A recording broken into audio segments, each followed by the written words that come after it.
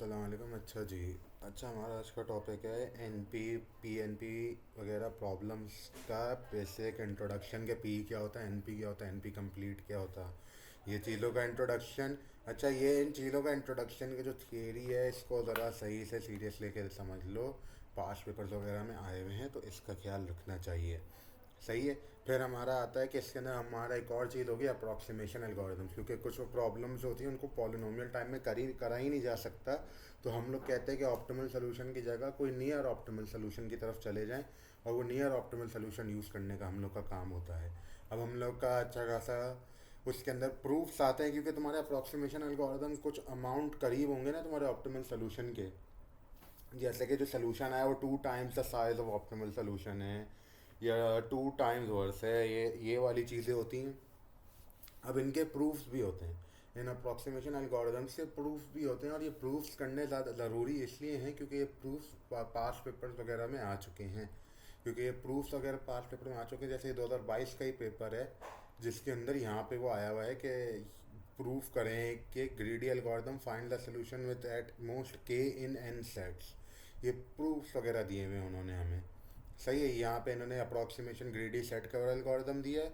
हम लोग इसको यूज़ करके हमें प्रूफ करना था कि ये हमें इसके ये इतने उसमें देगा मोस्ट के इन एन सेट्स वगैरह। तो ये प्रूफ्स आ चुके हैं। सही है। तो इसको सीरियसली लेके करना, इसको अहमी मत कर देना। अच्छा, अब आते हैं हम लोग पी एन पी प्रॉब्लम्स वगैरह क्या हैं। पहली बात तो ये समझो कि पी एन पी कंप्लीट वगैरह सारी डिसीजन प्रॉब्लम्स हैं। क्योंकि एन और पी क्लास और एन पी हार्ड क्लास, ये सारी की सारी जो है ना, क्या कहते हैं, वो वाली प्रॉब्लम्स कहलाती हैं डिसीजन प्रॉब्लम्स। क्योंकि इनको define as a decision problem करा है, क्योंकि मेनली मैथ से निकल के आती है ना, तो इनको define as a decision problem करा है। लेकिन अच्छा खासा टाइम हमारी ऑप्टिमाइजेशन प्रॉब्लम को भी हम लोग डिसीजन प्रॉब्लम की तरह रीफ्रेम कर सकते हैं। तो इसलिए इतना बड़ा वो कोई फ़र्क नहीं पड़ता। सही है। क्योंकि अगर मैं यहाँ पे डिसीजन प्रॉब्लम बना दूँ कि के से कम सेट्स हैं, यानी वो तो डिसीजन डिसीजन हुआ ना, तो ये वैसे डिसीजन प्रॉब्लम बन सकती है। अच्छा, पी प्रॉब्लम्स क्या होती हैं। अच्छा, पी प्रॉब्लम्स होती हैं पॉलिनोमियल टाइम प्रॉब्लम्स। वो प्रॉब्लम्स जिनका जिनको तुम ना सलूशन, ऑप्टिमल सलूशन जो है वो पॉलिनोमियल टाइम में निकाल सको। अब यहाँ पे मैंने जो एग्जांपल दिया ना क्विक शॉट की, वो quick shot as such P problem नहीं है, क्योंकि वापसी क्योंकि डिसीजन प्रॉब्लम नहीं है, लेकिन इसको रीफ्रेम कर सकते हैं हम लोग, कि हम लोग रीफ्रेम कर सकते हैं तो वो डिसीजन प्रॉब्लम बन जाता है। दोनों केसेस में ये तुम्हारा ना पॉलिनोमियल टाइम लेता है करने में, क्योंकि एन लॉग एन, अच्छा एन लॉग एन, एक बात याद रखना, एन लॉग एन हमेशा छोटा होता है N to the power E, if E is greater than one.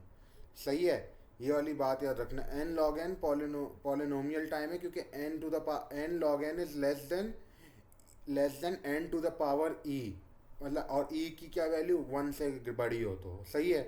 ये बात ही हमेशा याद रखना। अच्छा, अब हमारा यहाँ पे देखा जाए, हमारे पास ना पी प्रॉब्लम हो गई जो पॉलिनोमियल टाइम में सॉल्व हो सकती हैं। तो एन पी प्रॉब्लम्स क्या हुई। एन पी प्रॉब्लम्स वो प्रॉब्लम्स हुई जो जिनका सलूशन जो है ना पॉलिनोमियल टाइम में वेरीफाई कर सकते हो।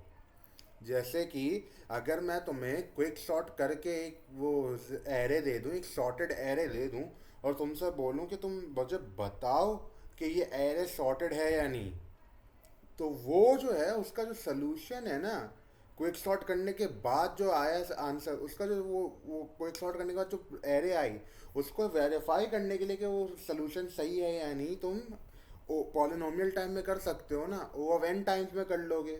ओ ऑफ एन टाइम में कर लोगे, क्योंकि वो तुम्हें बस क्या कहते हैं, एलिमेंट बाय एलिमेंट जाके देखना है, कहीं पे भी बड़े छोटे का हिसाब ना हो जाए। सही है। तो तुम उनको वेरीफाई कर सकते हो। सही है। फिर इसके अंदर तुम्हारा ये वर्टेक्स कवर वेरिफिकेशन ये आ जाता है। अच्छा, पी प्रॉब्लम्स जो है ना, एन पी प्रॉब्लम्स का सबसेट है। पी प्रॉब्लम्स जो हैं एन पी प्रॉब्लम्स का सबसेट है। यहाँ पे एक ग्राफ है जो इसको दिखाया जाए तो, क्योंकि पी प्रॉब्लम्स वो प्रॉब्लम है जिनको पॉलिनोमियल टाइम में सॉल्व करा जा सकता है।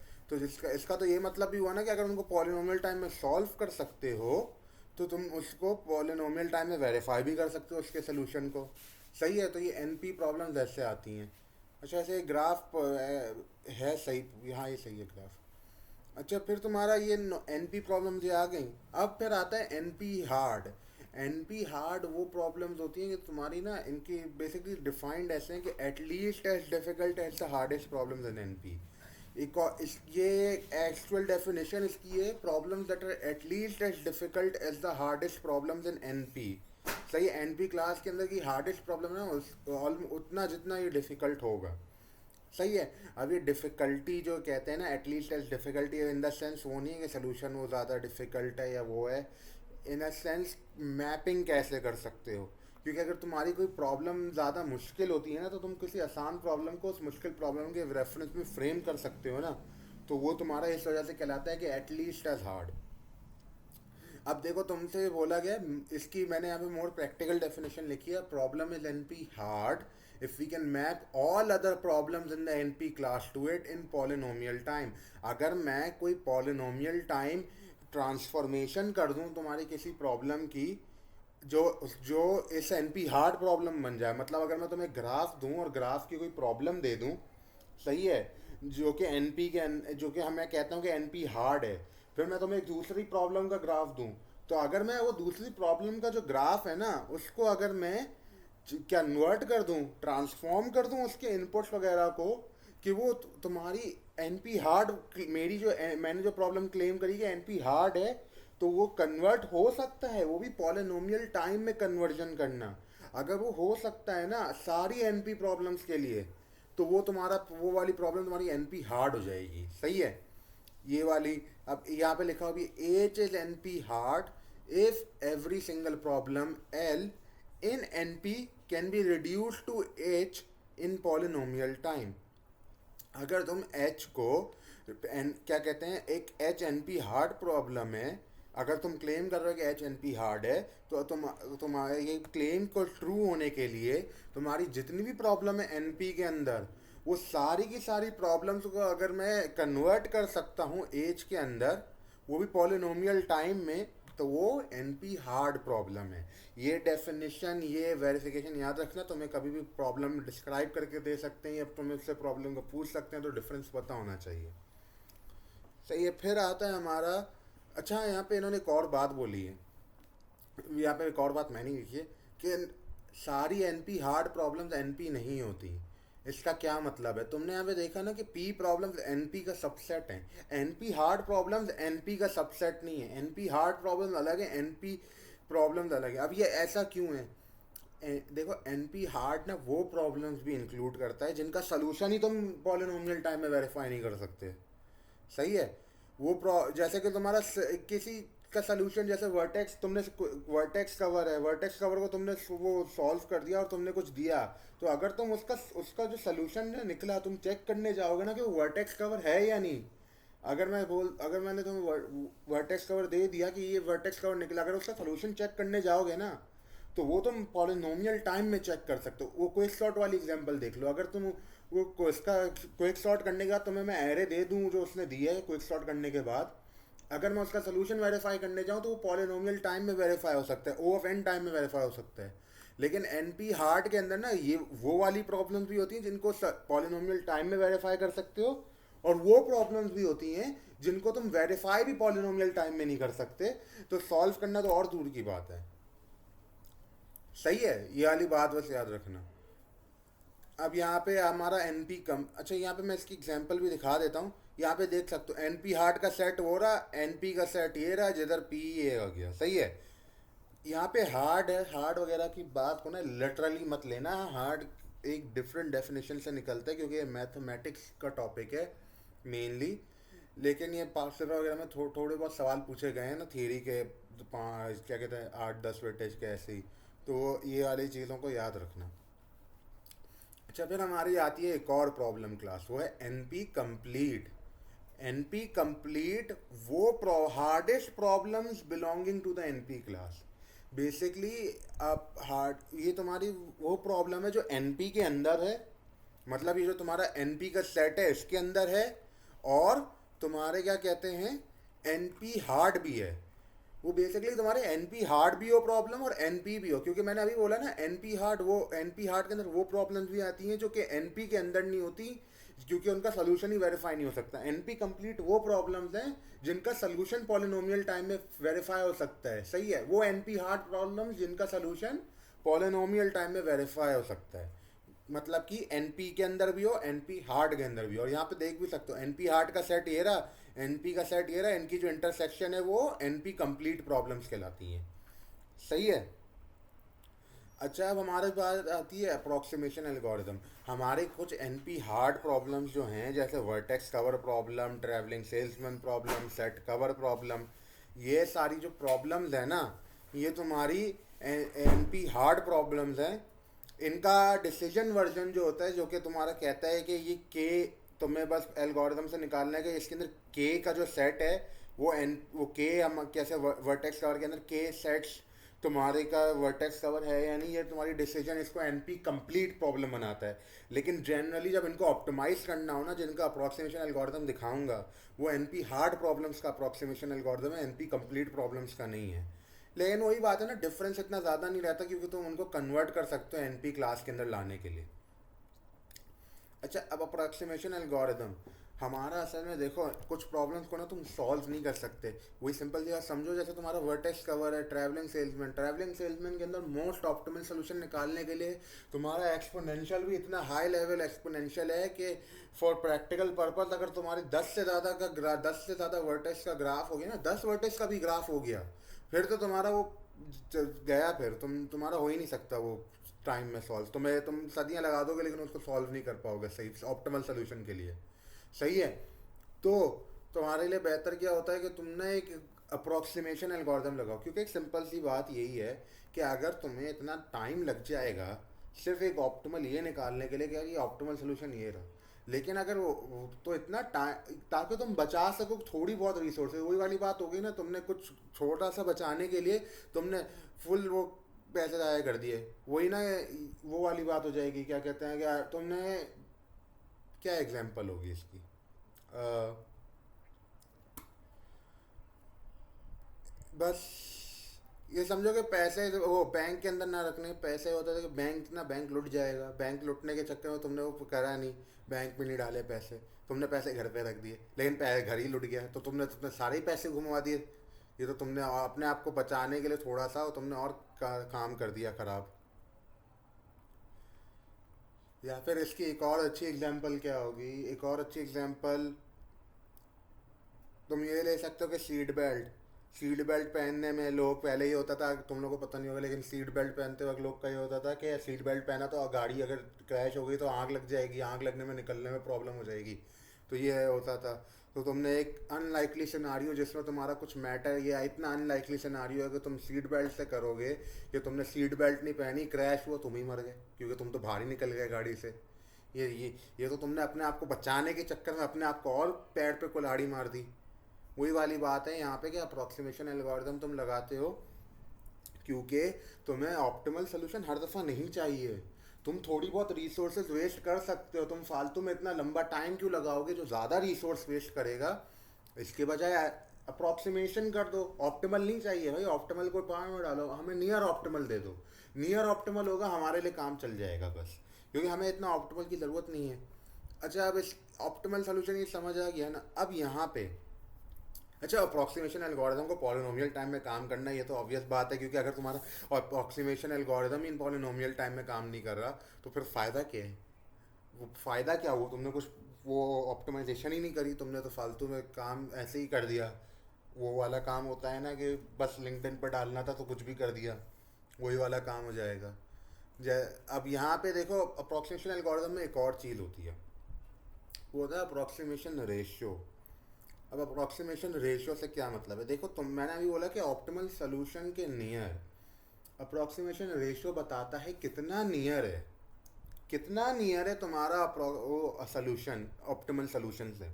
तो अगर मैं बोलूँ ना टू अप्रोक्स एल्गोरिदम, जैसे वर्टेक्स कवर के अंदर ना मिनिमाइज करना होता है नंबर ऑफ वर्टिसेस को, वर्टेक्स कवर के अंदर मिनिमाइज करना होता है नंबर ऑफ वर्टिसेस को, तो उसका जो अप्रॉक्स एल्गोरिदम आगे करेंगे ना वो टू अप्रॉक्स एल्गोरिदम है। तो वो two approx algorithm, basically two approx algorithm होने का क्या मतलब है, वो हमेशा एट मोस्ट क्या करेगा, वो एट मोस्ट तुम्हें ऑप्टिमल सोल्यूशन अगर तुम्हारा 3 है तो एट मोस्ट वो तुम्हें 6 वर्टिसेस वाला सोल्यूशन दे देगा, उससे ज़्यादा नहीं देगा। एट मोस्ट 6 देगा, 6 से कम भी दे सकता है। वो ऑप्टिमल सोल्यूशन से लेके 2 टाइम्स ऑप्टिमल सोल्यूशन, एक्स से लेके 2x के बीच में जितनी भी वैल्यू उन सब में दे सकता है, सही है। लेकिन वो 2x से ज़्यादा नहीं देगा। 2 अप्रॉक्स का बेसिक मतलब ये हो गया। 3 अप्रॉक्स कहते तो होता कि तुम्हारा अगर 3 ऑप्टिमल है तो तुम्हारा एट मैक्स वो 9 देगा, लेकिन 9 से ज़्यादा नहीं देगा। ये वाले ये इस अप्रॉक्सीमेशन एल्गोरिथम का बेसिकली मतलब ये है, अप्रॉक्सीमेशन रेशियो का यही होता है, सही है। अब हम लोग के आगे प्रॉब्लम्स करेंगे तो वो ज़्यादा दिख जाएगा। जब हमारी 3 प्रॉब्लम हमारी करवाई अप्रॉक्सीमेशन एल्गोरिथम, जिसके प्रूफ्स मैं सिर्फ पहले और दूसरे का कराऊंगा। तीसरे वाले का प्रूफ इंतहाई कॉम्प्लिकेटेड है, क्योंकि उसके अंदर हार्मोनिक फंक्शन का आ जाता है। Harmonic number nth harmonic number के उस पर आता है, और वो nth हार्मोनिक नंबर वगैरह का प्रूफ करने के लिए इतना मुश्किल नहीं है। लेकिन वही बात है ना, मैथ इतनी लग रही है कि वो देंगे नहीं कभी भी। तो लेकिन खुद से करना हो तो खुद से कर लेना, उसका प्रूफ ऐसे है सही, मज़े का है। अच्छा जी, वर्टेक्स कवर प्रॉब्लम। अब हमारी वर्टेक्स कवर प्रॉब्लम क्या है, पहले तो प्रॉब्लम समझो क्या है। प्रॉब्लम ये है कि अगर तुम्हें एक अनडायरेक्टेड ग्राफ दें, तुम्हें एक वर्टेक्स कवर ढूंढना है उस अनडायरेक्टेड ग्राफ में से, जो वर्टेक्स कवर ढूंढना है, सही। अब वर्टेक्स कवर क्या है? वर्टेक्स कवर वो सबसेट ऑफ एजेस हैं, वो सबसेट ऑफ वर्टिसेस हैं, एजेस नहीं, सबसेट ऑफ वर्टिसेस हैं। जैसे तुम्हारा ये ग्राफ है ना, ए बी सी और डी, तुम्हारा वर्टेक्स कवर वो सबसेट ऑफ वर्टिसेस होगा जो तुम्हारे सारी एजेस को कवर करे। मतलब कि अगर मैं जैसे ए चूज करता हूँ ना, ए के साथ कनेक्टेड एजेस देखो ज़रा, ए के साथ बी है, ए के साथ सी है, सही है। तो इसका मतलब कि ए बी वाली एज, ए सी वाली एज, ये दोनों एजेस को ना ए देख रहा है। इसको ऐसे समझो सिक्योरिटी गार्ड है। सिक्योरिटी गार्ड तुम्हारा एक वो टर्न पे खड़ा हुआ है, तो वो क्या कर रहा है, वो अब वो समझो उसको, उसके सामने इसके स्ट्रेट है और उसके राइट पर है, सही है, उसके राइट पर। तो वो तुम्हारा सिक्योरिटी गार्ड इस वर्टिस होगा, क्योंकि और वो तुम्हारी एजेस क्या होंगी, वो हॉलवेज हो गए ना। वो अपने सामने वाले हॉलवे को देख पा रहा है, अपने राइट वाले हॉलवे को देख पा रहा है। वो तुम्हारा बेसिकली कवर कर रहा है, उन हॉलवेज को उसने कवर कर लिया। तो वर्टेक्स कवर होता है कि तुम्हें ऐसे सिक्योरिटी गार्ड्स को पोजीशन में खड़ा करना है कि सारे हॉलवेज कवर हो जाएं। तुम्हें वर्टिसेस वो वाली चूज करनी है जो तुम्हारी सारी एजेस को कवर कर दें, सही है। इसलिए मैंने यहाँ पे लिखा हुआ भी है कि V dash V complement V dash वो है जो तुम्हारा सबसेट ऑफ वर्टिसेस हो, और for each edge U V in E इधर यू बिलोंग्स टू वी और V belongs to V dash, सही है। ये इसका क्या मतलब हुआ कि तुम्हारा या तो हर एज ना या वर्टेक्स कवर की किसी वर्टेक्स से कनेक्ट हो। मतलब ये ए बी वाली एज या तो तुम वर्टेक्स ए होनी होगी या वर्टेक्स बी होनी होगी, क्योंकि तुम्हें एज को कवर करना है, सही। अब इस ग्राफ के अंदर क्या होगा, ए बी सी डी वाला जो ग्राफ है, इसके अंदर वर्टेक्स कवर क्या हो सकता है? इसके अंदर वर्टेक्स कवर क्या क्या हो सकता है? इसके अंदर एक वर्टेक्स कवर तुम्हारा ए और डी हो सकता है, एक ए बी सी डी हो सकता है। सारे वर्टेक्स चूज करोगे तो ऑब्वियस बात है सारी एजेस कवर होंगी। ए और डी होगा, बी और सी होगा, लेकिन ए और बी नहीं हो सकता। क्यों? क्योंकि सी और डी की एज कवर नहीं हुई।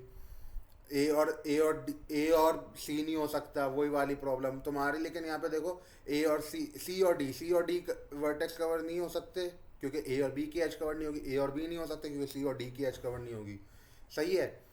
तो तुम्हें वो वाले वर्टिसेस चूज करने हैं जो वर्टेक्स कवर बनाए, जो सारी एजेस कवर करें, सही है। अब इसका अप्रॉक्सीमेशन एल्गोरिथम, इसको सॉल्व करना बहुत बहुत लंबा टाइम है। इसकी ऑप्टिमल सोल्यूशन निकालने के लिए टाइम कम्प्लेक्सिटी एक्सपोनेंशियल में भी बहुत हाई है, तो हम लोग वो करेंगे ही नहीं।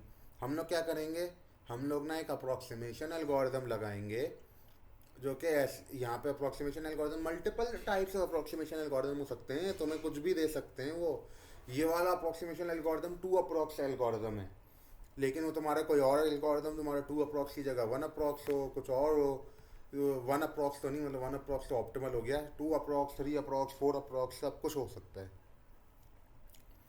अब देखो यहाँ पे, तुम यहाँ पे अप्रॉक्स वर्टेक्स कवर देखो, सी इक्वल्स एम्प्टी सेट। हमारा ये एल्गोरिथम का काम क्या है, सी एक एम्प्टी सेट बनाया, ई जो है तुम्हारे जो ग्राफ है ना, उसकी जितनी भी एजेस हैं वो इसमें डाल दी, क्योंकि तुम्हें ग्राफ की एजेस को तो हटा नहीं देना, ग्राफ से नहीं हटाना, ग्राफ को तो कंटेन रखो, सही है। ई एक सेट है जिसके अंदर ये सारी एजेस हैं, सारी ग्राफ की एजेस हैं। ई डैश वो सेट है जिसके अंदर ग्राफ की सारी एजेस हैं। While E dash does not equal zero, जब तक तुम्हारा ई डैश खाली ना हो जाए, ई डैश वाला जो सेट है वो खाली ना हो जाए, तुमने एक एज चूज करनी है रैंडमली। रैंडमली कोई भी एज चूज कर लो इस ई डैश के अंदर से, सही है। और क्या करो, put U and V into C. तुमने ये एज जो चूज करी ना, ये एज कैसे रिप्रेजेंट होती है, यू कॉमा वी। एज के दोनों एंड पॉइंट क्या है, यू और वी हैं। तो तुमने जो चूज करी ना, उस वो जो एज चूज करी उसके जो दोनों वर्टिसेस है ना, उन उसको सी में डाल दो। उसको सी में डाल दो, वो तुम्हारा वर्टेक्स कवर का सेट है, तुम्हारा जो सोल्यूशन सेट है वो है। और फिर क्या करो, फिर सारी एजेस, सारी की सारी एजेस ई डैश के अंदर जो यू या वी से कनेक्टेड हैं, जो यू या वी से कनेक्टेड हैं, उनको हटा दो। बेसिकली तुम कर क्या रहे हो, अगर तुम इस ग्राफ पे आओ, तुम समझो ए बी सी डी वाली ये ग्राफ है। तुम यहाँ पे एक रैंडम एज चूज करोगे, तुम समझो तुमने ये ए बी वाली एज चूज कर ली, तो क्या होगा, तुम ए और बी को सी में डाल दोगे, फिर तुम्हारी ए सी और बी डी वाली एज हट जाएगी। क्यों, क्योंकि वो ए या बी से कनेक्टेड हैं, सही है। ए या बी से, यू या वी से जो कनेक्टेड है ना, उनको हटा देना है। तो तुमने ए बी चूज कर लिया, फिर तुम्हारी ये वाली एज हट जाएगी, ए सी वाली एज, बी डी वाली एज हट जाएगी, और ए बी वाली एज तो ऑब्वियसली हट जाएगी, सही है। तो फिर तुम्हारी एक एज अकेली बचेगी, वो है सी डी वाली एज। तो अभी भी एम्प्टी नहीं हुआ ना, तो वापसी चलेगा। अब उसके पास चूज करने के लिए एक ऑप्शन है सी डी, वो तो सी डी चूज कर लेगा, उसकी भी दोनों वर्टिसेस डाल देगा, सही है।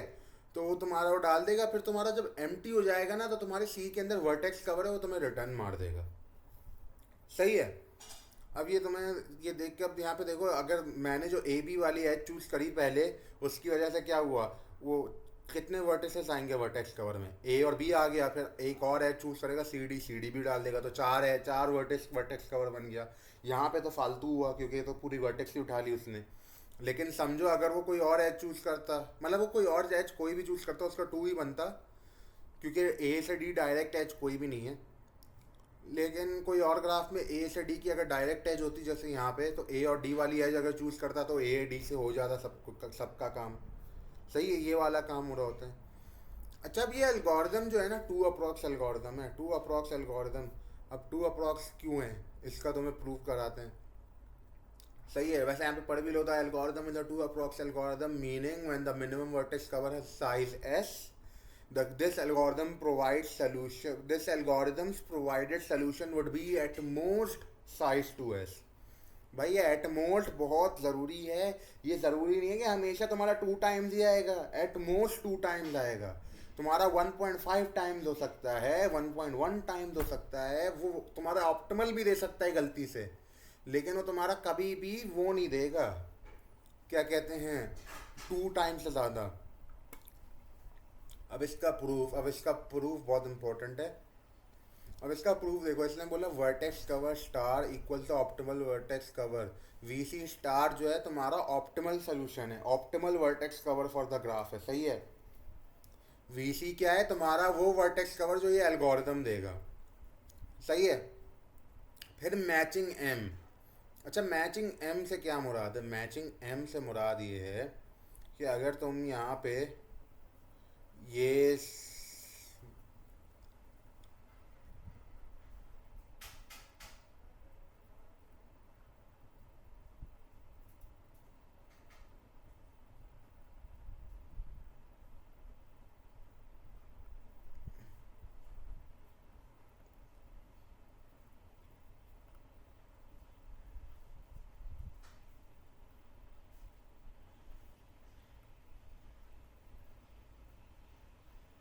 ये समझो तुम्हारा ग्राफ है, मैचिंग एम से मुराद है तुम्हारी वो एजेस जो एक दूसरे के साथ है ना कोई भी वर्टेक्स शेयर ना करें। जैसे कि अगर मैं यहाँ पे मैचिंग एम निकालने जाऊँगा ना, तो मेरा एक मैचिंग एम ये हो सकता है, ये वाली एज लूँ, ये वाली एज लूँ, ये वाली एज लूँ। क्यों, अब बताओ, देखो यहाँ पे ये वाली जो एज है, ये वाली एज की वर्टिसेस ए है और बी है, इस वाली एज की वर्टिसेस सी और डी हैं, इस वाली एज की वर्टिसेस ई और एफ हैं। अब बताओ ये एजेस क्या वर्टिस शेयर करती हैं? नहीं करती ना। वो एजेस जो वर्टिस शेयर ना करे ना, उनका जो सेट होता है वो तुम्हारा एक मैचिंग कहलाता है, एक मैचिंग एम कहलाता है। सही है। मल्टीपल मैचिंग हो सकती हैं, एक मैचिंग होना ज़रूरी नहीं है, लेकिन मल्टीपल हो सकती हैं, लेकिन ये है मैचिंग। सही है। अच्छा, अब इसका रिलेशन क्या है एल्गोरिदम से? एक बात याद करो, यहाँ पे हमने एक एज रैंडमली चूज़ कर ली। समझो हमने ये वाली एज चूज़ कर ली, ये जो मैंने सर्कल करी हुई है, ये वाली एज चूज़ कर ली। उस एज चूज़ करने के बाद मैंने बोला था जो भी उन वो दो वर्टिसेस से कनेक्टेड है ना, उनको कटा दो, वो वाली एजेस को काट दो। तो एक बात बताओ, ये ए वाली एज है ना, वो ए वाली वर्टेक्स से कनेक्ट है, तो ए से जो भी एजेस कनेक्ट है उनको काट देना है ना। तो यहाँ पे हमने ए वाली एज को काट दिया, और यहाँ पे भी हमने इस वाली एज को काट दिया, तो ये वाली एज सेलेक्ट हो गई। तो हमारी ये वाली एजेस आ ही नहीं सकती, ये वाली एजेस हम लोग कभी सेलेक्ट ही नहीं करेंगे, इनको हमने हटा दिया। फिर फिर समझो तुमने ये सी और डी वाली एज चूज कर ली, सी और डी वाली एज चूज करी, तो तुमने फिर क्या करा? सी और डी से इसको इसको क्यों हटा रहा हूँ? सी और डी से जो कनेक्टेड एजेस हैं, सी और डी से जो कनेक्टेड एजेस हैं उनको हटा दिया। ये तुमने हटा दिया। अब तुम्हारे पास एक ही एज रह गई ना चूज करने के लिए, ई और एफ वाली।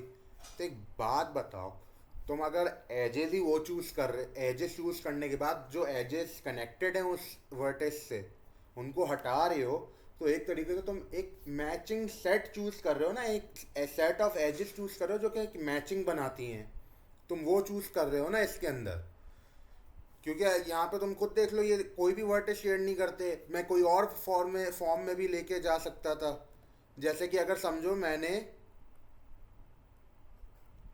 यहाँ पे इस एज को सेलेक्ट नहीं करा, मैंने कोई और एज सेलेक्ट कर ली। समझो मैंने ये वाली एज सेलेक्ट कर ली पहले, बल्कि ये वाली एज भी नहीं, मैं समझो ये वाली एज सेलेक्ट कर ली, ए सी वाली एज, ए सी वाली एज सेलेक्ट कर ली। ए सी वाली एज भी मैं काट देता हूँ।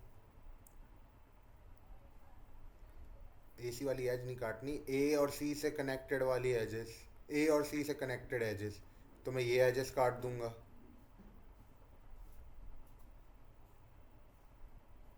तो अब मैं चूज कौन सी एजेस कर सकता हूँ? ये वाली एजेस कर सकता हूँ। जो बची हुई एजेस हैं इनको चूज कर सकता हूँ। सही है। तो अब वही वाली बात आती है कि अब ना बताओ, मैं अब यहाँ पे ए सी वाली चूज कर ली थी, अब कोई और चूज करते हैं। अब समझो डी डी एफ वाली चूज करते हैं, डी एफ वाली चूज करी, डी इसको क्यों मिटा रहा हूँ, डी एफ वाली चूज करी ना, तो फिर ये वाली एज मिट जाएगी और फिर ये वाली एज मिट जाएगी। तो तुमने दो एजेस चूज करी, ये दोनों एजेस क्या वर्टेज शेयर करती हैं? नहीं करती। एल्गोरिदम इससे आगे चलेगा? नहीं चलेगा। तो तुमने वो एजेस चूज करी जो कि एक मैचिंग है, जो कि एक मैचिंग है। सही है। और इस वजह से हम लोग इसका कॉन्सेप्ट यहाँ पे यूज़ कर रहे हैं। सही है। एम स्टार, ये एम स्टार इतना मैटर नहीं करता, ये मैंने बस ऐसे ही डाल दिया, लेकिन एम स्टार बेसिकली समझो वो मैक्सिमम नंबर ऑफ मैचिंग वाला, मैक्सिमम मैचिंग वाला है। सही है। मैक्सिमम मैचिंग इस ग्राफ में तो 3 का होगा, ये 3 का जो है, ये 3 एजेस वाला मैक्सिमम मैचिंग कहलाएगा। मैक्सिमम नंबर ऑफ एजेस जो मैचिंग के अंदर आ सकें। सही है। अब अच्छा, ये तुम्हारा मैचिंग हमेशा, ये एल्गोरिथम तुम्हें एक मैचिंग बनाएगा, क्योंकि तुम्हारा हम लोग जो एजेस 7 वर्टिसेस शेयर करते हैं उनको हटा देते हैं, इसलिए हमेशा मैचिंग एजेस चूज करता है। अब इसके अंदर आते हैं स्टेप्स। अब इसके अंदर स्टेप्स क्या हैं कि प्रूव करने के? अब हमारा इसके अंदर हम लोग यूज़ करेंगे जो हमने यहाँ पे वेरिएबल्स बेसिकली डिफाइन कर दिए। अब हम लोग ये करेंगे, पहला स्टेप तो हम लोग को एक दिखाना है कि हमारा ये जो सोल्यूशन है, ये जो वर्टेक्स कवर देता है उसका साइज़ क्या है। उसका साइज़ क्या होगा वो हम लोग यहाँ पे देखेंगे। देखो, let M be the set of edges chosen in the while loop. सही है। अब यहाँ पे उन्होंने बोला एम वो एजेस हो जो हमने इस वाइल लूप के अंदर चूज करी। अब बात यहाँ पे देखो, since in the while loop edges connected to the vertices of the chosen edge are removed, so no two edges chosen share a vertex. सही है। इसका क्या मतलब, हम लोग जो भी जितनी भी एजेस यूज करेंगे वो वर्टेक्स शेयर नहीं करेंगे, मतलब कि वो मैचिंग बनेंगे, वो मैचिंग होंगे। वो एक मैचिंग सेट बनाएंगे, सही है। अब हमारा यहाँ पे ये हमने कह दिया, तो हमारा बेसिकली वो एक सेट एम चूज करेगा, एक सेट एम चूज करेगा ना, सेट ऑफ मैचिंग एजेस, वो एक सेट एम चूज करेगा। Since the approx algorithm chooses both vertices of the selected edge, vertex cover हमारा स्टोर करता है नंबर ऑफ वर्टिसेस जो हमने सेलेक्ट करी, सही है, वर्टेक्स कवर के लिए। तो यहाँ पे कहता है कि since the approximation algorithm chooses both vertices of the selected edge, हम लोग जो भी एज सेलेक्ट करते हैं उसकी दोनों वर्टिसेस ले लेते हैं ना। तो अगर वो एक मैचिंग सेट एम, हमारा set of edges M choose होती हैं, तो हमारे हर एज के लिए दो वर्टिसेस यूज होंगी ना। यहाँ पे देख सकते हो, जब हम लोग ये ए बी वाली एज सेलेक्ट करेंगे तो हम लोग ए और बी दोनों को सेट सी में डाल देंगे, हम लोग दोनों को सेलेक्ट कर लेंगे, सही है। तो तुम्हारे जितने नंबर ऑफ मैचिंग्स होंगी ना जो तुमने इस वाइल लूप में सेलेक्ट करी, उससे 2 टाइम्स तुम्हारी नंबर ऑफ वर्टेजेस होंगी। वीसी वर्टेक्स कवर जो है एल्गोरिथम तुम्हारा अप्रोक्सीमेशन एल्गोरिथम देगा, तो VC is equal to 2 times the magnitude of M, मतलब कि number of edges in M, सही है।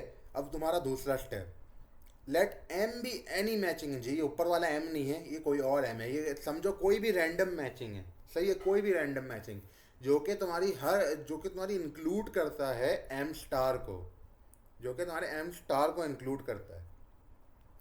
Since V C star is a vertex cover, is a optimal vertex cover, optimal matter नहीं करता, लेकिन यहाँ पे देखो, since V C star is a vertex cover, हमारा जो ऑप्टिमल वर्टेक्स कवर है वो भी वर्टेक्स कवर है ना, it must cover all edges in the graph, मतलब कि वी सी स्टार को सारी एजेस को कवर करना होगा जो ग्राफ के अंदर हैं, and as such all edges in M, सही है, as such all edges in M, तुम्हें सारी एजेस कवर करनी होंगी, सही है, तुम्हें सारी एजेस कवर करनी होंगी, जो कि वो वाली एजेस भी इंक्लूड करेंगी जो तुम्हारी एक मैचिंग के अंदर आएंगी, सही है। अब इसके अंदर एक बात समझो, तुम्हारा जो मैचिंग है वो मैचिंग के अंदर जो एजेस होती हैं वो वर्टेक्स शेयर करती हैं, नहीं करती वर्टेक्स शेयर। अगर वो वर्टेक्स ही शेयर नहीं करती, ये तुम यहाँ पे देख भी पाओगे, अगर मैं यहाँ पे जाऊँ, यहाँ पे आए, अब अगर यहाँ पे देखोगे तुम, तो यहाँ पे एक चीज़ नोटिस करो, अगर तुम्हें इन दोनों वर्टेक्स को कवर करना है, इन दोनों एजेस को कवर करना है, तुम्हें दो वर्टेक्स लेनी पड़ेगी, और ये हर मैचिंग के लिए ट्रू होगा कि तुम्हारे मैचिंग के अंदर जितने एजेस है ना, तुम्हें उतनी नंबर ऑफ वर्टिसेस लेनी पड़ेंगी, सही है। तुम उससे कम नंबर ऑफ वर्टिसेस नहीं ले सकते, मतलब उससे कम नंबर ऑफ वर्टिसेस नहीं ले सकते, क्यों? क्योंकि तुम्हारे वो वर्टिसेस ही शेयर नहीं करते। अगर वो वर्टिसेस ही शेयर नहीं करते तो तुम कैसे सेलेक्ट कर सकते हो सारी है, तुम कैसे सेलेक्ट कर सकते हो एजेस, सही है। तुम्हारी उसको वो तो फिर इसका क्या मतलब है, तुम्हारा वीसी स्टार जो है, वीसी स्टार के अंदर जितने नंबर ऑफ वर्टिसेस है ना, वो तुम्हारी ज़्यादा होंगी जितनी नंबर ऑफ एजेस तुम्हारी मैचिंग के अंदर है, सही है। तो यहाँ पे ये इनइक्वालिटी लिख दी, magnitude of M less than equal to V C star, सही है। वी नो, अब हमारा तीसरा स्टेप आता है, ये हमने दो इनइक्वालिटी दो इक्वेशन निकाली, एक V C equal 2 times matching M और एक matching M less than equal to V C star. अब देखो हमने ये कह दिया, ये एम कोई भी मैचिंग है ना, तो ये वाली मैचिंग भी हो सकती है जो इधर है। अगर ये वाली मैचिंग भी है तो यहाँ पे एक बात देखो, अगर मैं यहाँ पे देखो वी सी इक्वल 2m, तो m less than magnitude less than equal to V C star, मैंने यहाँ पे 2 टाइम्स मल्टीप्लाई कर दिया बस ऐसे ही दिखाने के लिए। अब यहाँ पे देखो V C is equal to 2m, तो लेकिन अगर 2m less than 2 V C star है तो वी सी भी less than equal to 2 V C star होना होगा ना, सही है। वी सी को भी less than equal to 2 V C star होना होगा, क्योंकि तुम्हारा वी सी इक्वल 2m और m जो है less than equal to V C star है, तो 2m less than equal to 2 V C star है, तो V C is equal to 2m है, तो V C is less than equal to 2 V C star हो गया। और फिर ये हमारा प्रूफ हो गया ना, तुमने ये कह दिया कि वर्टेक्स कवर का जो हमारा एल्गोरिथम जो वर्टेक्स कवर देगा उसका जो साइज है वो less than equal to 2 V C star, मतलब कि वो at most 2 times the optimal solution है, सही है। ये हमारा प्रूफ हो गया कि वर्टेक्स कवर हमारा ये वर्टेक्स कवर का जो एल्गोरिथम हम लोग यूज़ कर रहे हैं वो 2 अप्रॉक्स एल्गोरिथम है। और फिर अगली वीडियो में हम लोग ट्रैवलिंग सेल्समैन प्रॉब्लम का भी प्रूफ वो देख लेंगे, अप्रोक्सीमेशन एल्गोरिदम का।